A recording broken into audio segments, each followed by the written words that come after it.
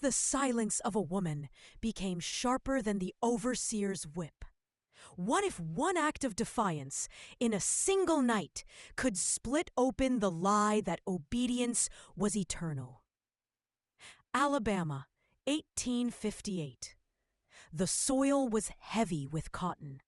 White fields stretching toward every horizon, feeding the empire of a nation built on bondage.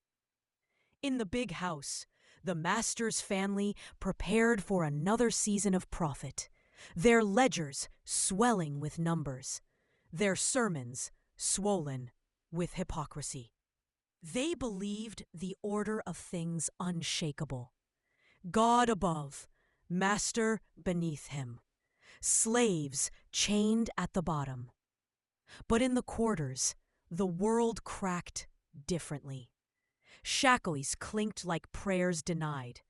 Children cried from hunger, and every scar on the back of a man or woman testified to a system maintained not by divine order, but by violence.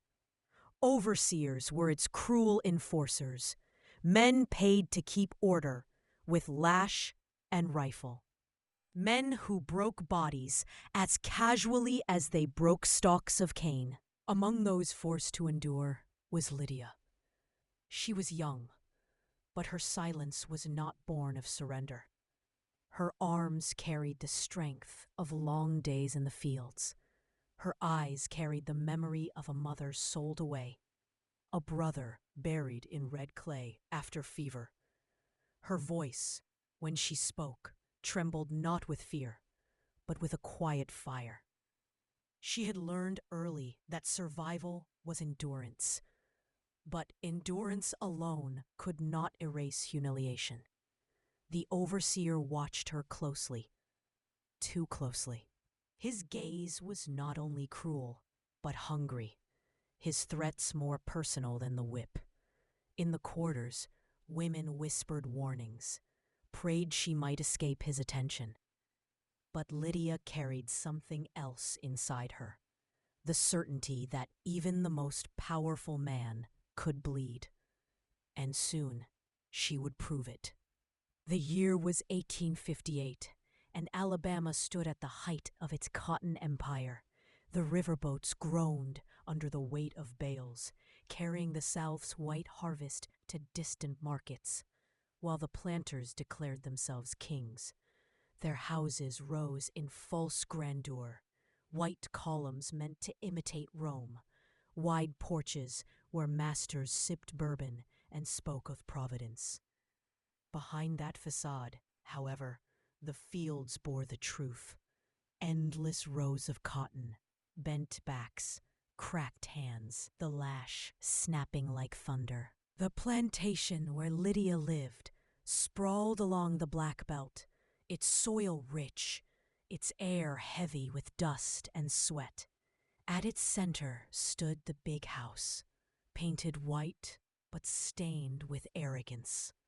Around it were the dependencies: smokehouse, carriage shed, overseer's cottage. Beyond stretched the slave quarters, rough-hewn cabins, walls of unpainted pine, floors of packed clay, roofs that leaked when summer storms broke, children huddled inside on pallets of straw, mothers humming songs that dulled hunger but never silenced it. The master prided himself on discipline, but it was the overseer, Ransom Hale, who kept order. Hale was a tall man with a leathered face and hands hardened from the lash he carried at his side. His presence meant pain. His shadow meant fear. He had been hired because he was relentless, because he believed mercy was weakness. For Hale, slaves were not people, but instruments, and when one broke, another could be bought. His cruelty was not born only of duty, it was pleasure. Lydia had known him since childhood. Born on the plantation, she was marked early in the master's ledger as sound stock. a girl whose future value lay in her strength and her womb. At 12, she carried water. At 14, she dragged cotton sacks. By 16, she bent through rows from dawn till dusk. Her body hardened under the weight of work, but her spirit never bent fully. She had seen too much to mistake obedience for safety. Her mother had been sold south when Lydia was a child, tears streaking her face as traders bound her wrists and led her to the block. Her brother had fallen ill the following year, fever burning through him while the overseer barked that work must not stop. Lydia buried him in the quarter's graveyard, a plot of earth unmarked by stone, known only by the memory of those who dug with bare hands. Loss etched itself into her bones, but it did not erase her will. The mistress of the house wrapped herself in scripture, her Bible worn at the edges. She read aloud on Sundays, praising God's order, her voice soft and holy in the parlor. Yet the same lips that blessed the gospel could order punishment for a woman too slow at the loom. "Spare the rod, spoil the child," she declared, twisting verse into chains. Lydia knew that piety meant nothing when paired with the lash. The overseer's attention toward Lydia sharpened as she grew. He called her from the rows more often, commanded her to fetch, to clean, to serve. His eyes lingered too long. His hand once gripped her arm, tighter than it should have, leaving a bruise hidden under her sleeve. Women in the quarters saw it, their glances heavy with warning. Some whispered prayers over her. Others shook their heads. They knew the overseer's hunger was a danger as sharp as his whip. Still, Lydia endured. She bowed her head when forced, kept her voice low, moved as though resigned. But within her silence was something gathering, a storm measured in heartbeats. She learned the plantation as if it were a map, where the overseer kept his whip at night, where the cane knives lay stacked in the shed, where shadows fell longest in the evening. She carried that knowledge, not in defiance, but in readiness. The cotton fields seemed eternal, stretching under a sun that showed no mercy. But Lydia knew eternity was a lie. Everything that seemed unshakable could break. Soil could wash away. Houses could rot. Men who believed themselves untouchable could fall. The overseer's arrogance was a wall, but walls could crack. And Lydia carried in her silence the strength to strike at the first crack she found. The plantation breathed cruelty in rhythm. At dawn, the overseer's whistle split the air, dragging the enslaved from their cabins before the dew dried on the grass. Men and women bent into the fields, shoulders low, hands raw from endless picking. Children too young for sacks were set to scaring crows from the rows, waving rags while hunger pinched their bellies. Overseer Hale rode the lanes on horseback, whip coiled at his side, eyes searching for hesitation. His voice cut through the fields like a blade. Faster, straighter, more. Lydia worked among them with quiet strength. Her hands bled from burrs, but she did not slow. She carried the weight of her sack as though it were nothing, though her body screamed. Hale noticed this. He noticed too much. When he rode past, his eyes lingered, not only on her labor, but on her form. and the silence in her gaze seemed to provoke him more than any word could. Humiliations came daily. Hale mocked her in front of others. "This one thinks herself too proud to bend," he sneered, lashing his whip near her feet. Children laughed nervously. Men clenched their jaws. Women lowered their eyes. Lydia said nothing. Silence was her shield. But silence is not always surrender.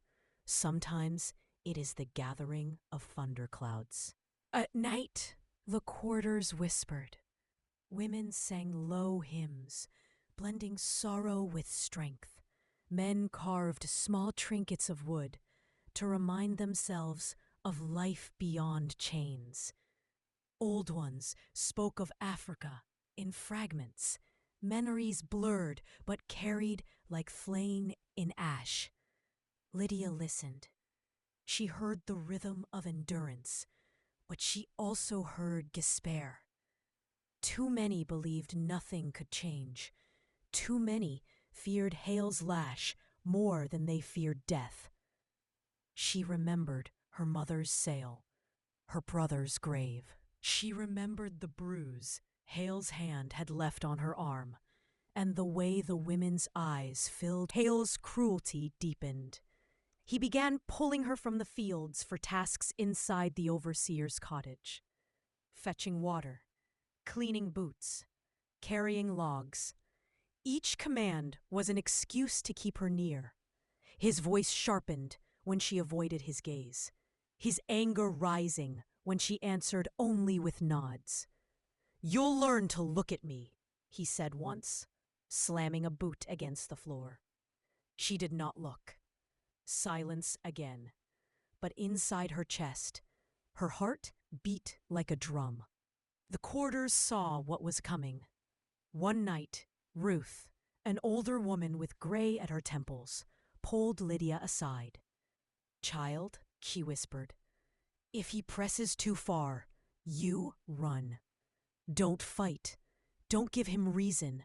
Just run."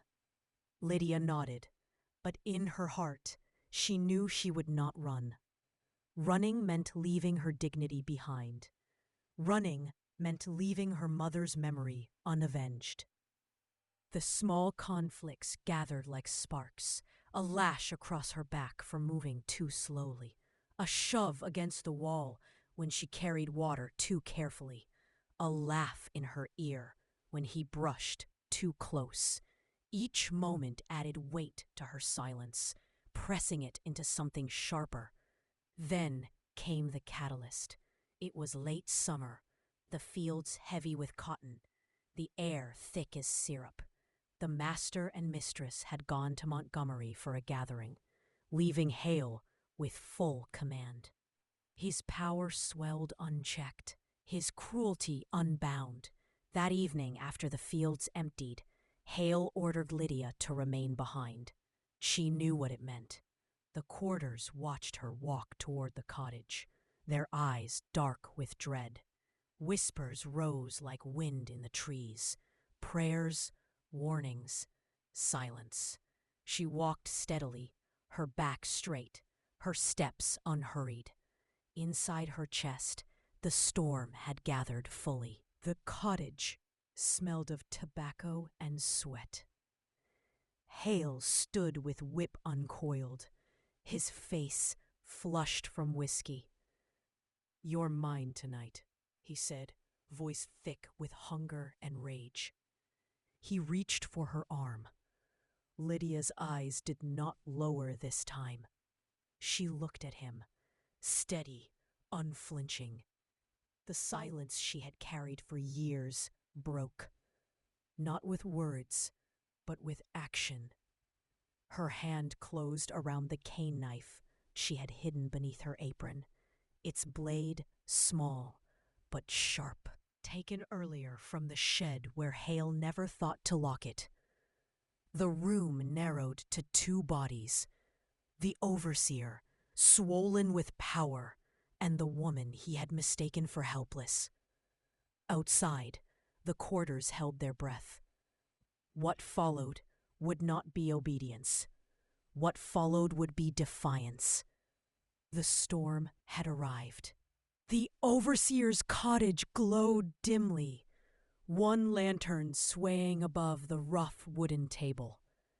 Its light fell across Ransom Hale's face, flushed from drink, twisted with the confidence of a man who believed nothing in this place could ever deny him. His whip hung from his hand like a second skin, curling and uncurling as he stepped toward Lydia. "Do you know what happens when I say you're mine?" His words slurred, but the threat beneath them was sharp. "No one will save you. No one will even dare to whisper." Lydia's breath steadied. Her silence, which for years had been armor, now became a weapon. She gripped the cane knife hidden beneath her apron, its wooden handle slick with sweat. The blade was small compared to his whip, but steel carries truth where leather only carries pain. Hale reached for her arm, his fingers rough, his grin wide with cruelty. In that instant, Lydia moved. With the strength of years bent under sacks of cotton, she swung the blade upward. It cut across his forearm, sharp enough to split flesh. Hale howled, stumbling back, the whip dropping from his hand. Blood spattered against the table, red and sudden. For a moment, silence hung heavy. The overseer stared at her, disbelief carved into his face. A slave had dared. A woman he thought broken had drawn his blood. Then fury roared through him. He lunged, his massive frame crashing toward her. Lydia did not step back. She swung again, the knife carving a line across his shoulder. He struck her, his fist slamming against her cheek. But pain only sharpened her resolve. She staggered, then steadied, eyes never leaving his. Outside, the quarters listened. They heard the crash of furniture, the shouts, the whip's final fall to the floor. They held their breath, children clutching their mothers, men frozen in the knowledge that what was happening inside that cottage could unravel the world. Hale stumbled again, blood dripping down his sleeve, his breath ragged. He reached for the whip, but Lydia's foot kicked it away. She pressed forward, the knife raised, her body trembling, not from fear, but from the force of her defiance. "You bleed like any man," she whispered, her only words that night. The lantern flickered. Shadows stretched across the walls like ghosts. Hale's arrogance cracked. His eyes flickered with something he had never known when facing the enslaved: fear. Then the storm ended in a single moment. Lydia struck once more, the blade slicing deep enough to send him crashing backward, his body slamming against the table, collapsing it in splinters. The lantern toppled, fire licking briefly at the floor before dying in spilled whiskey. The overseer lay groaning, half conscious, his blood pooling dark against the wood. Lydia stood above him, chest heaving, knife still in hand. Her silence returned, but now it was different. It was no longer the silence of submission. It was the silence of victory. She did not wait. She stepped out into the night, her figure cutting through the humid air, past the cabins where wide eyes watched her pass. None spoke, none needed to. They had seen enough. A woman who had faced the overseer's hunger and struck him down. Behind her, the cottage groaned in its ruin. The lash had fallen silent. The night after Hale fell was a night of silence. The quarters sat in uneasy stillness, children hushed against their mothers' chests, men staring into the dark with wide eyes. They had heard the struggle, the crash of wood, the overseer's groan. They had seen Lydia emerge from the cottage with blood on her hands, her figure steady, her face unreadable. Yet no one spoke her name aloud. To speak it would have been to summon danger. By morning, the big house roared with panic. Overseer Hale was found sprawled on the cottage floor, bruised, bleeding, too weak to rise. He lived, though broken, his voice thick with rage as he spat Lydia's name. He swore she had tried to kill him, swore she would be hunted, hanged, made an example. The master's fury matched his, not from loyalty to Hale, but from the threat Lydia represented. If one woman could raise her hand, others might follow. But Lydia was gone. Some said she had fled into the woods that very night, carrying nothing but the cane knife, vanishing into the pine thickets, where patrols feared to ride after dark. Others claimed she had crossed the river, guided by men who knew the swamps, reaching the uncertain promise of freedom in the north. Still others whispered that she had been caught, dragged back and killed in secret, her body buried in unmarked ground, so that her defiance might be erased. The truth was uncertain. What remained was the echo. In the quarters, her story grew. Women spoke of her not with pity, but with awe. She made him bleed, they whispered.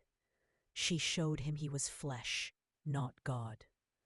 Men carried the tale with pride, though quietly, careful not to let overseer or patrol hear.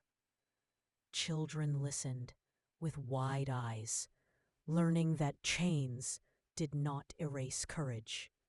Her silence, her strength, her single strike became more powerful than Hale's lash had ever been. The overseer recovered, but was never the same. His arm carried scars that stiffened his movements. His authority cracked like a whip that no longer snapped true. He tried to command with greater fury, but the quarters no longer trembled in the same way. Fear lingered, yes, but it had been fractured. Every lash carried the memory of Lydia's blade. Every shout carried the reminder that the overseer had bled. The master rewrote the ledger. Lydia's name was crossed through, replaced by the word absconded. To law and record, she became property lost, nothing more. But erasure could not contain her. Her name lived where ink could not reach, in whispers, in songs, in the quiet pride of the quarters. Years later, after the war came and the world shifted, her story surfaced again. Freedmen told of a woman in Alabama who struck her overseer and vanished into freedom. Others sang verses that bore her name, though veiled in metaphor, songs of rivers that swallowed chains, of knives that cut the whip in two.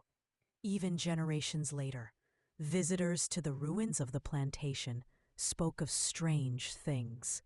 Some swore they felt a chill near the overseer's old cottage, as though a presence lingered.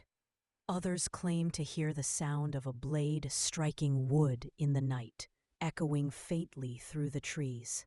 Lydia's fate remained unknown. No grave marked her passing. No document confirmed her end.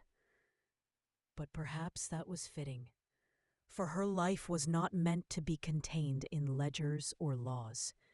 It was meant to haunt.